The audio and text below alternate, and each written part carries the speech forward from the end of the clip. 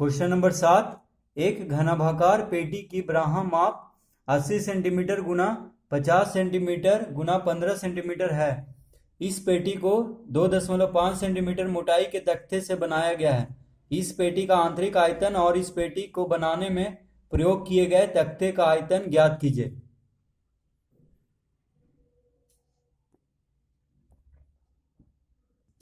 तो देखिए, हम क्वेश्चन नंबर 7 में लिखेंगे पेटी का ब्राह्म आयतन यानी बाहर का आयतन कितना हो जाएगा 80 गुना 50 गुना 15 सेंटीमीटर का घात 3।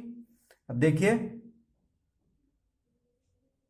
क्वेश्चन में दिया हुआ है पेटी का ब्राह्म माप 80 सेंटीमीटर गुना 50 गुना 15। तो देखिए 80 क्या हो गया लंबाई, ठीक है, गुना चौड़ाई गुना ऊंचाई। तो आयतन क्या होता है घनाभाकार, घनाभ का आयतन इसमें लगेगा, घनाभ का आयतन का फॉर्मूला लगेगा जो कि होता है लंबाई गुना चौड़ाई गुना ऊंचाई।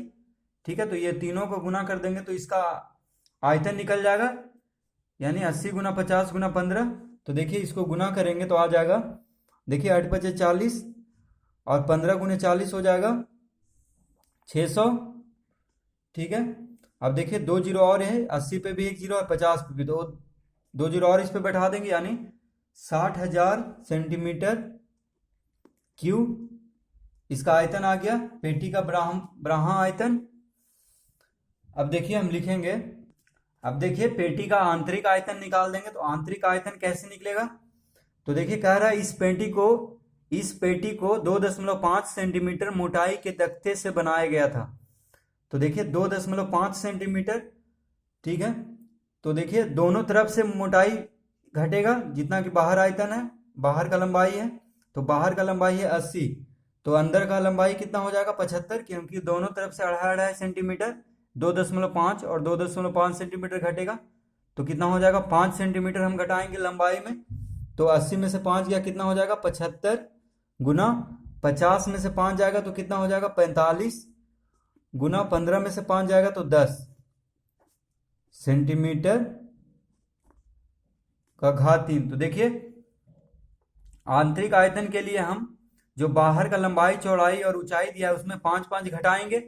क्यों घटाएंगे, क्योंकि 2.5 सेंटीमीटर मोटाई के तख्ते से वह पेटी जो है बनाया गया है, तो 2.5 दोनों तरफ से घटेगा, तो इसलिए 2.5 और 2.5 जोड़ेंगे तो 5 होगा, यानी 5 हम घटाएंगे तो 80 में से 5 जाएगा तो 75, 50 में से 5 जाएगा तो 45 और 15 में से 5 जाएगा तो 10, यानी पेटी का जो आंतरिक लंबाई हो गया 75 सेंटीमीटर, आंतरिक चौड़ाई हो गया 45 सेंटीमीटर और आंतरिक ऊंचाई हो गया 10 सेंटीमीटर। तो देखिए तीनों को हम गुना करेंगे तो इसका आयतन निकल जाएगा, यानी लंबाई गुना चौड़ाई गुना ऊंचाई। तो देखिए इसको गुना करेंगे तो आ जाएगा 33,750।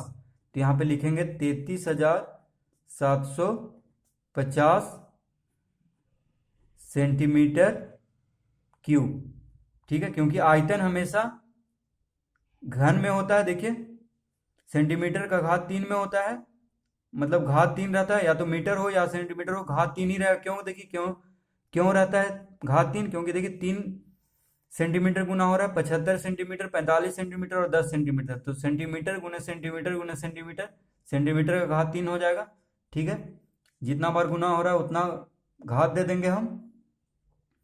तो अब देखिए पूछ रहा है कि पेटी का आंतरिक आयतन, तो आंतरिक आयतन तो निकल गया, और इस पेटी को बनाने में प्रयोग किए गए तख्ते का आयतन ज्ञात कीजिए। तो देखिए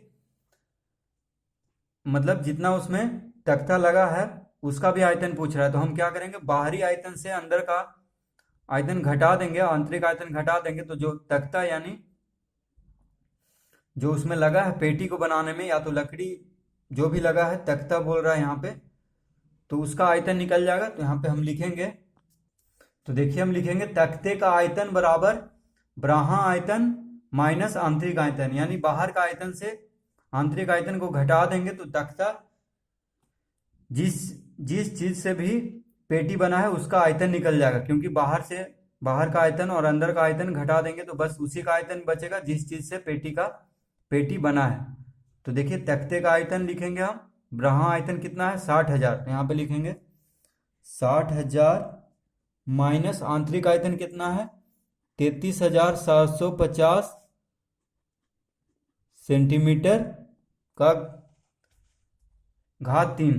तो देखिए कितना आएगा, 60,000 में से 33,750 घटाते हैं तो 0 में से 0 गया 0, ये हो गया 10, 10 में से 5 गया 5, ये हो गया 9, 9 में से 7 गया 2,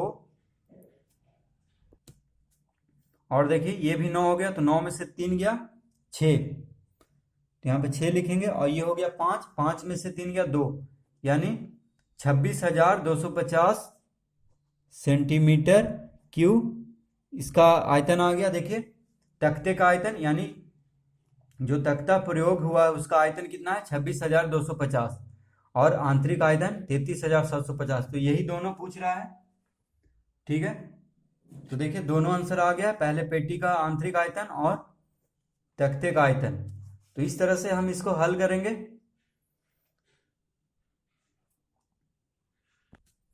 देखिए इसको ब्रैकेट में कर देंगे ताकि दोनों सेंटीमीटर क्यूब में है, इसीलिए इधर लिख दिए हैं। क्वेश्चन नंबर 8 देखिए, एक ठोस बेलनाकार वस्तु की त्रिज्या 20 सेंटीमीटर और ऊंचाई 40 सेंटीमीटर है। इस बेलन के सभी पृष्ठों के कुल क्षेत्रफल और वक्र पृष्ठ के क्षेत्रफल का अनुपात ज्ञात कीजिए। तो देखिए क्वेश्चन नंबर 8 में हम लिखेंगे बेलनाकार वस्तु की त्रिज्या कितना दिया हुआ है, 20 सेंटीमीटर, और ऊंचाई कितना दिया हुआ है, 40 सेंटीमीटर।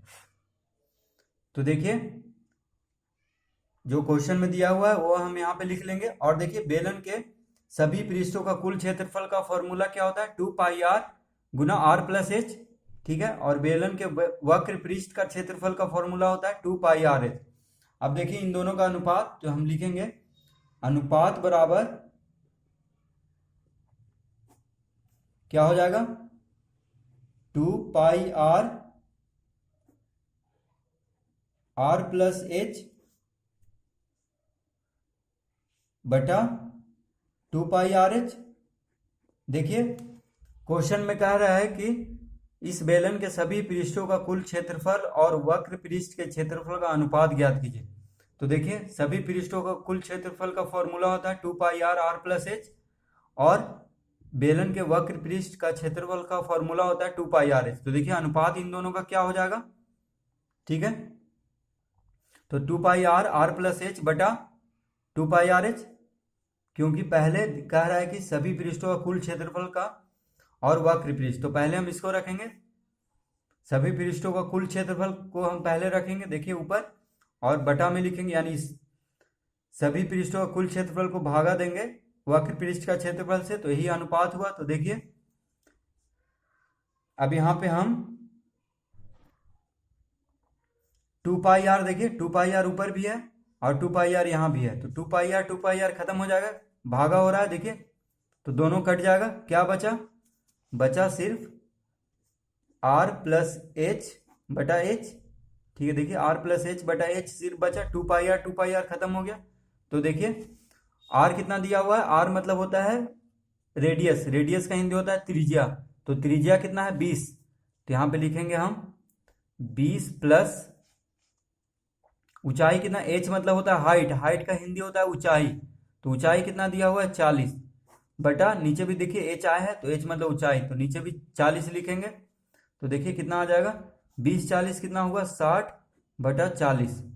तो देखिए 1 0 से 1 0 खत्म हो गया, 2 तिया 6, 2 दूना 4 कट गया, ठीक है। तो कितना आ गया, देखिए 3 बटा 2, जिसका कि अनुपात कितना हो गया, 3:2, इसका आंसर आ जाएगा। यानी बेलन के सभी पृष्ठों का कुल क्षेत्रफल और बेलन के वक्र पृष्ठ का क्षेत्रफल का अनुपात कितना आ गया, 3:2।